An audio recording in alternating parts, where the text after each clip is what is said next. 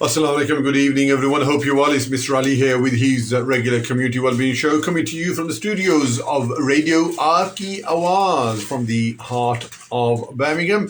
As always, you can listen to us on www.aapkiawaaz.co.uk. You can also tune in on Facebook and YouTube, as well as Radio Garden app and Hindi radio online app as well. And lovely to have you on board. The studio number, as always, is 0121 682 8142. So thank you for joining us today on a very sad day for the Radio Aapki Awaaz and myself, because our dear beloved brother, friend, a fan of the show, Mr. Aji Salim of Kandor, has unexpectedly, suddenly passed away at the age of 53. And that has sent through shockwaves through the whole of the community, because he was such a giant, literally giant of a figure within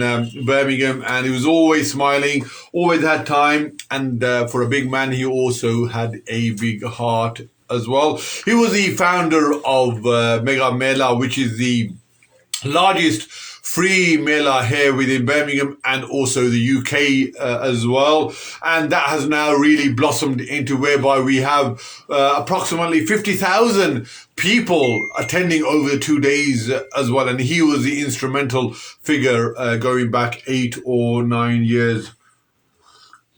We don't know when the funeral prayer, the janazah, will take place, but it is expected to take place either tomorrow or the day after as well. So do await for the final confirmation. But again, if you have got any longing or lasting memories of Aji Salim, then do let us know. It'd been lovely to have you there as well. And for me, I've got always, very fond memories of Aji Salim, who was always joking, laughing, there's a mentor as well. And I just have got, he's got a very special heart, place in my heart. So he'll be dearly missed, and I can safely say that I'm talking about everyone that knew of him, that knew him as well. So inshallah, please can we all pray that he has a lofty place in Jannat al-Firdaus, and that Allah subhanahu wa ta'ala forgives all his sins, and that on the day of judgment he is entered into the highest ranks of paradise without any accounting of his past sins as well. And during this testing time, we pray that his family are given plenty of patience and support during this time, and that they are able to overcome their grief as well. So on that note, do think about that. I'm now going to ask a very good friend of mine, Stuart Richardson, who is here in the studios, who is the General Secretary of Stop the War Coalition for the West Midlands branch, who's going to be joining us. And I must say, he is one of those genuine community activists that is there at the forefront of any initiative whereby innocent people are losing their lives, irrespective of whether they are Muslim, whether they are Jewish, whether they are Christian, or of no faith as well. And that young man is there leading the chants, doing the resources, the materials, organizing meetings. It's not easy. You spend day and night, but because he certainly believes that this is a humanitarian cause and the path that he's on, we believe that if you save one person, it's like saving humanity, and I'm sure that is what Stuart has signed up to. So a warm welcome to you, Stuart, to the studios of Radio Aapki Awaaz at the heart of Alam Rock. Radio Aapki Awaaz means this is your voice, and it's a real privilege that you are here today. So thank you for joining us. Okay, right. Yes, I'm Stuart Richardson. I'm the Secretary of the Birmingham Stop the War Coalition, and it's a great privilege to be here. I was here on Saturday to help the community protest on Palestine, and I had the great privilege of introducing Michael Kalwatsky, a veteran anti-Zionist Jewish speaker, because what we want to emphasize is, despite what Suella Braverman says, this is not an anti-Jewish campaign. This is not a hate campaign. Many, many Jewish peoples are appalled by what Israel is doing in the Gaza, and they're coming out demonstrating, and they hold banners like Jews Against Genocide and a whole series of other posters. And this is, for instance, one of their leaflets, Jews against... Say no to genocide. No to genocide. And we're hoping to get them to speak again. And they play a prominent role in the demonstrations taking place. Before I say a few things about Palestine, I think one thing that has shocked me in the last few days is the question of democratic rights. Now, it's perfectly valid to disagree with what I'm saying, perfectly valid to have a different point of view. But one of the basis and the historical gains of working people in Britain is they do have freedom of speech, or some degree of freedom of speech. And we have this shocking proposal to ban the demonstration in London. Crazy. The demonstration has no intention of disrupting the Armistice Day events. The demonstration is taking place about 4 miles away. It's taking place 2 hours after it's starting off at about 1:45. The Armistice Day events are about 11 o'clock and will be finished by 1:45. And we have complete respect for people's carrying out that activity, but we demand our freedom of speech. And what is particularly shocking is it's not just the government, but where is Keir Starmer? Where is he condemning this infringement of democratic rights? And it's manifest in Birmingham. The Phil Murphy, an ex-councillor, went to a great deal of trouble with the local officials to get a meeting in the council chamber. We were going to pay the £500 to have a meeting. Wow. And it then went to the leader of the council, John Cotton, and he banned it. Now, where does Keir Starmer stand on that? But getting back to Palestine, you cannot understand Palestine without that sort of poster. This is the latest Stop the War poster. Now, at the end of the 19th century, about 10% of the population of Palestine were Jewish people. They lived in great harmony with their fellow Christians. There's a very important community of Christians in Palestine and Muslims. And actually, most of the original inhabitants, who were mainly part of the Orthodox, ultra-Orthodox community within the Jewish community, were very, very hostile to the setting up of the state of Israel. The leading rabbi of Jerusalem, chief rabbi, went to the United Nations in 1947 and said, we are opposed to a Jewish state. This will only aggravate relations between Jewish, Christian, and Muslim people. And it went to the certain extent that Zionists, who are political currents inside the Jewish community, assassinated one of the leading rabbis in the 1920s who was opposed to their project of a Jewish state. Now, I think it's important to emphasize that we're in favor of full cultural, religious rights for Jewish people. We defend them against racists and Nazis in Britain, and will physically defend their synagogues. But what exists in Israel is an apartheid state. Even quite moderate individuals and organizations like Amnesty International and other human rights have now concluded, after a fairly detailed investigation, that Israel is an apartheid state. Remind you from South Africa, what apartheid means is that black people could not live in most of South Africa. That black children went to schools which were massively underfunded compared with white children's schools. that most black people were banned from jobs which were higher paid. Now that is reproduced today in Israel. If you're a full citizen of Israel, and we're not talking about the West Bank, we're talking about the full citizen, about 10-15% of the population are Arab. You are not allowed to live in large parts of Israel, exactly what existed in South Africa. If you go to a school, and I find this amazing, really, a very arch Zionist publication called the Jewish Chronicle in 2017 published an article by, again, a pro-Israeli journalist. And he went to one school and the Arab children got 456 shekels a year. He went down the road to a Jewish school and they got 1,600 shekels. That is a ratio of more than 3 to 1, nearly 4 to 1. And that is, if that's not apartheid, I don't know what it is. Yeah. The other thing that's been in the news is the completely different rights of children. People talk about hostages, and I personally, Jeremy Corbyn called the attack by Hamas a deplorable act.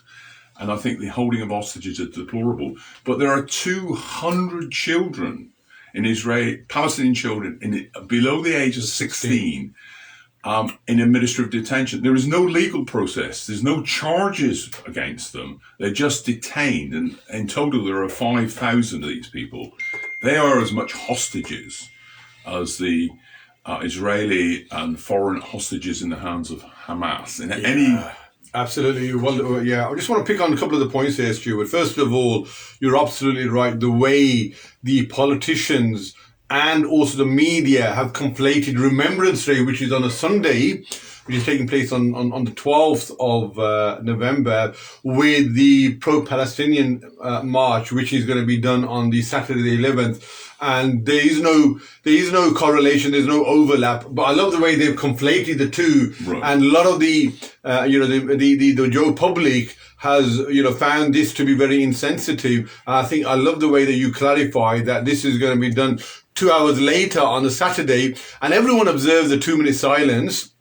And for me also, what is more poignant to think about the ones that have passed away, not only during this war and also previous wars, but use the Armistice Day in order to call for a ceasefire and to prevent further loss of life. Yeah, I totally agree with that.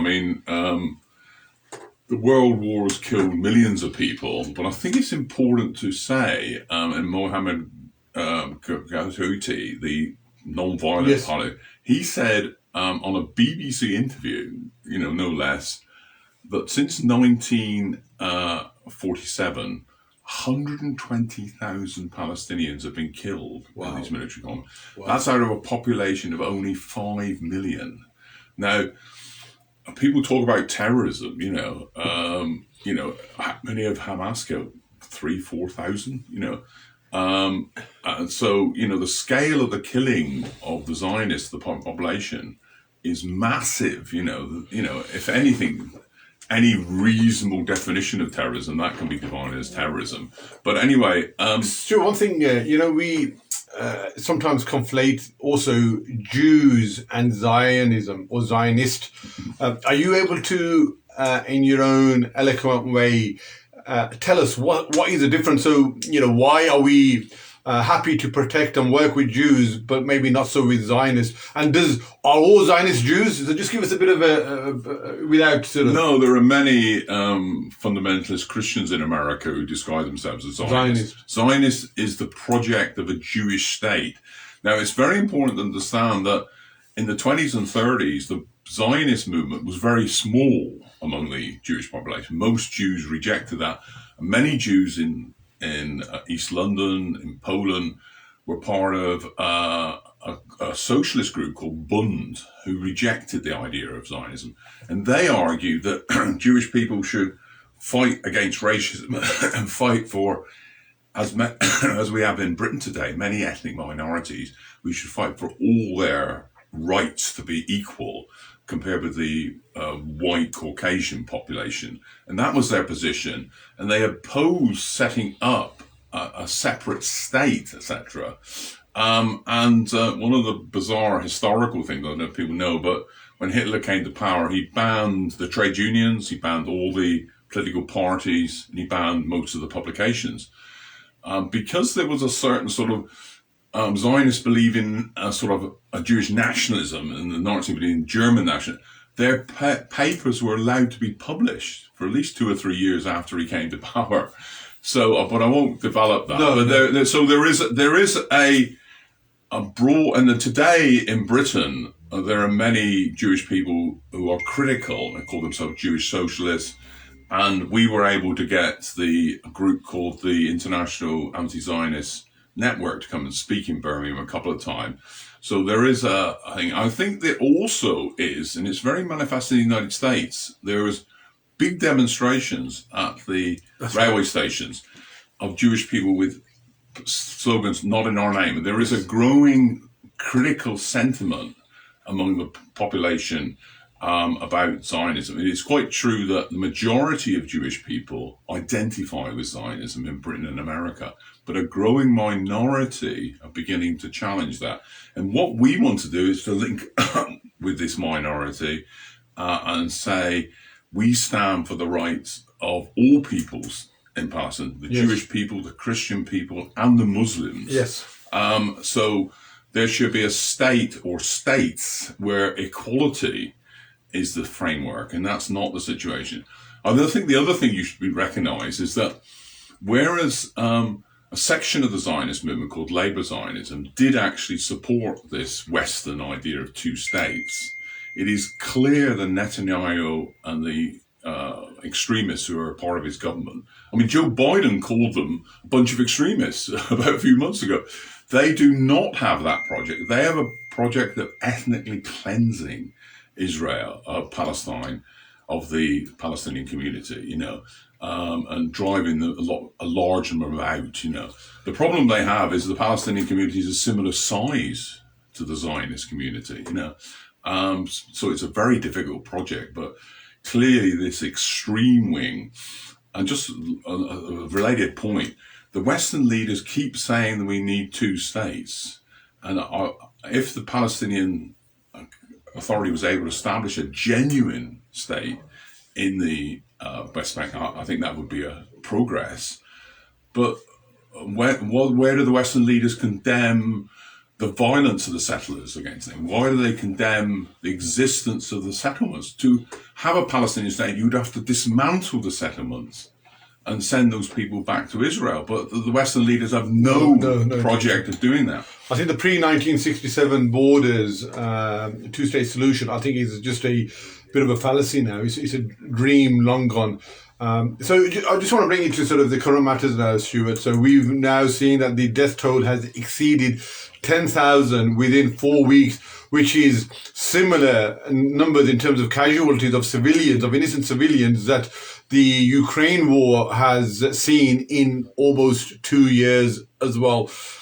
Why do you think that the Western leaders are allowing Netanyahu to do as he wishes without calling for a ceasefire? So I'm now in particular thinking about Joe Biden, the EU, and both Keir Starmer and Rishi Sunak.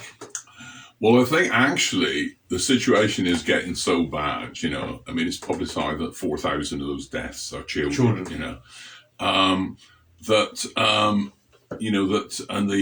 the bombing is so severe, etc., in Gaza Strip, that they seem to be getting cold feet about it, actually. And talking about, I mean, of course, they're under pressure from Arab states, etc., and massive public opinion.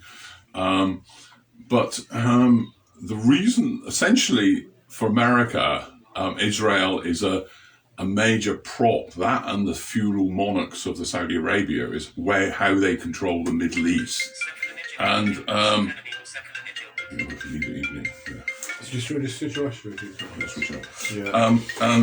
sorry, I meant to do that.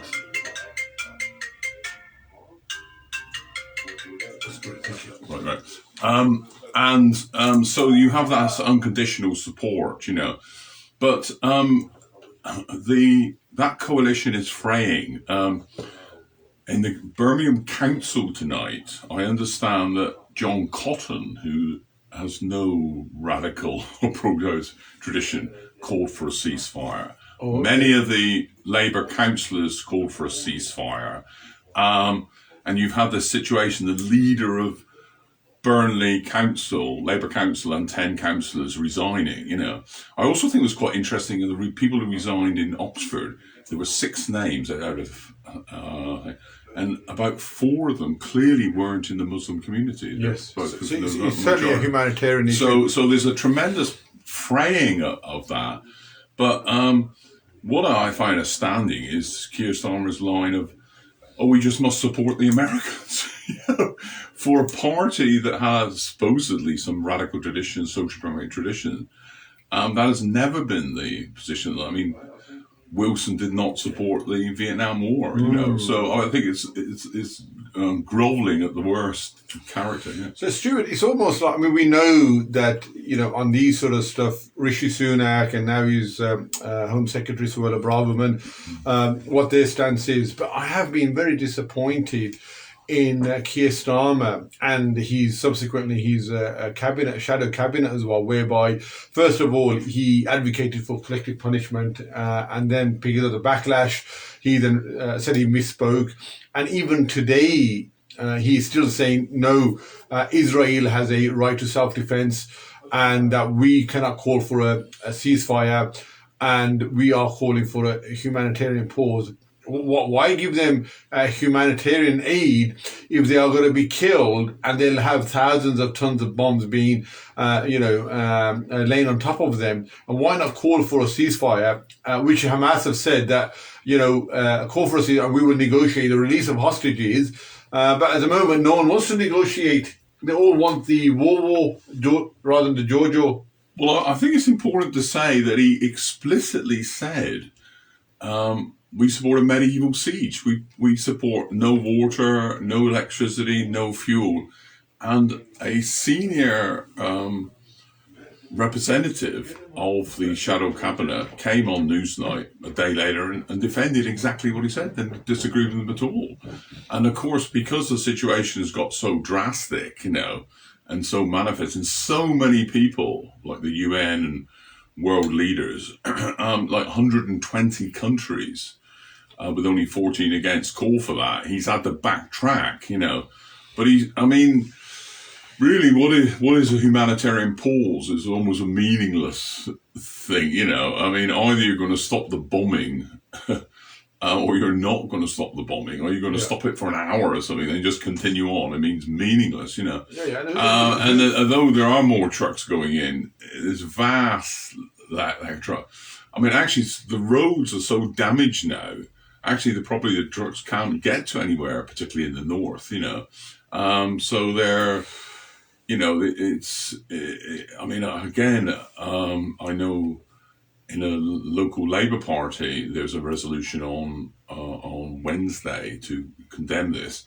The other incredible thing about Keir Starmer, I don't know if you know, but he issued instructions that Labour representative not to go on to protest. That's right. Or hold a pedestrian or carry a banner. John MacDonald, fortunately, about a few days later, led the march in London and defied this. And more and more people have defied it. And he's in difficulty.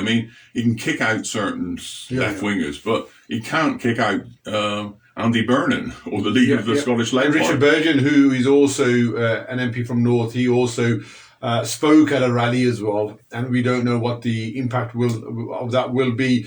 Why do you think he's actually given instructions not to attend a pro-Palestinian humanitarian rallies, a protest for his MPs? And we talk about freedom of speech, we talk about democracy, and that goes all against it, doesn't it? Well, you have to understand the sort of complete counter-revolution and the sort of, if you look at the platform he stood on as leader, it included a whole series of progressive positions inherited from the Jeremy Corbyn, because nationalise the energy companies, a whole series of other positive policies, and he's been weighed on by the right wing in this party and business interests. Which reached the incredible thing that Kenneth Clarke, the former chancellor, has praised Rachel Reed. So Yeah.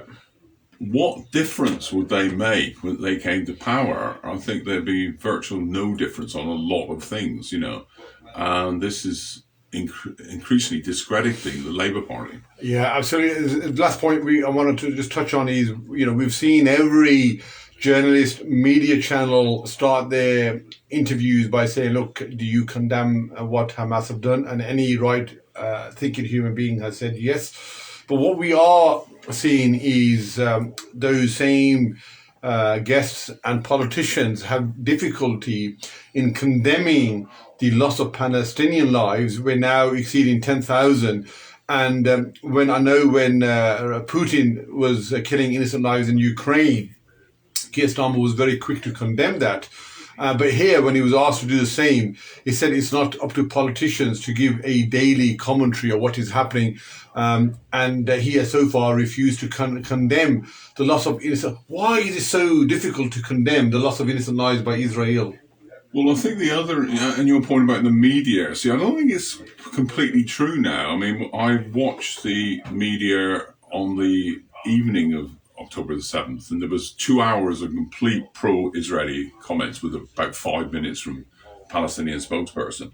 But if you watch Channel 4 News, for instance, they had a program recently where a Palestinian village in the West Bank had big stones dropped on all the roads. The electricity supply cut, the water supply is cut. You can find, not very easily, on that and Sky News, but of course on Al Jazeera. I'd recommend people want to follow in detail what's the war crimes of Israel. You can watch Al Jazeera. Even the BBC, which is a great instrument of the British establishment and ruling class, you do get a certain level of understanding of the Palestinian plight and war crimes are taking place. I mean, because it's so drastic now, it's very difficult to cover it up. But Keir Starmer is hopefully going to face. I'm not a member of the Labour Party, but going to face a major revolt in his ranks, and more people are going to condemn this grovelling to America and grovelling to the war crimes of Israel. Yeah, no, absolutely. We are sort of coming towards the end of the show now, Stuart. So I just want to leave the last question for our listeners in terms of what can the Joe public do now if they are appalled by the loss of innocent lives? How can they be mobilised? What can or should they be doing? Well, there could be 1 million people on the streets at Hyde Park at 12:45 on Saturday, and you should be there. I will be there, and Stop the War Coalition and other groups will be there in force. Many people are. I mean, I live near Sutton Coldfield. I mean, I was surprised by because Sutton Coldfield's a conservative, wealthy area. They have 2 marches taking place. They have a march on the 12th and they have a march on the 18th protesting. They're one on the 12th is on 1 o'clock at Town Gate, and there's one on the 18th. Palestinian activists are lobbying Steve McCabe at 10 o'clock at Coleridge Church on Saturday the 18th. He is openly oppose the ceasefire and openly support all the crimes of Israel. And I think the banner should be held up to say, Steve McCabe supports killing Palestinian children, because that's what's happening on a mass scale. So there are lots of protests taking place in Birmingham area. But come to the national demo, and hopefully we'll build a movement to save some Palestinian lives. Yeah, thank you, Stuart. I just want to also let everyone know, and I think you were there also, that the leader of the City Council, John Cotton, and the City Council, which is Labour-run, have unanimously passed a motion on ceasefire, on calling for a ceasefire in the City Council. Is that your information as well? I didn't know that, no. Okay, we've got someone who was there all the way through the meeting. Well, that means the Tories voted for it.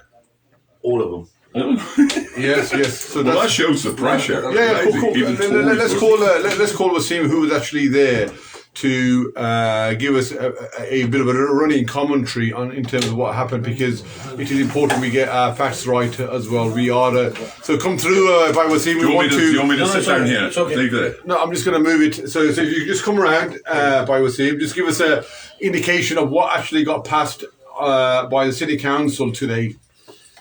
It's regarding the ceasefire. Yes. Basically, the Labour Party, the Liberal Party, and the Green Party, they got together. Yeah, they got together and they all had a vote for the ceasefire, and they won. So basically, now they're going to put it into Parliament, and that's a great. This is one of our representatives, Mr. Wasim, who was there representing our Al-Rock community, Friends of Palestine, who was there, dedicated a whole afternoon there, and he has given us the good news. The moment we were waiting for, the largest authority in Europe has unanimously passed, with the collaboration of Lib Dems, the Green Party, and the Labour Party, the motion that we call for an immediate ceasefire. That is a cause for celebration. It's very significant because the Labour Party members are under instructions not to call for that. The original resolution put by the Liberal Democrats did not call for that. So obviously the pressure of debate is quite significant. And that it's very important, this is, because if Birmingham can do it, why can't other councils around the country? Why can't more of the MPs? I mean, we have a situation in Birmingham. Only Tariq Ali has made that point. All the rest of them are refusing to call for ceasefire. Oh no, Jess Phillips, rather bizarre, is going for it.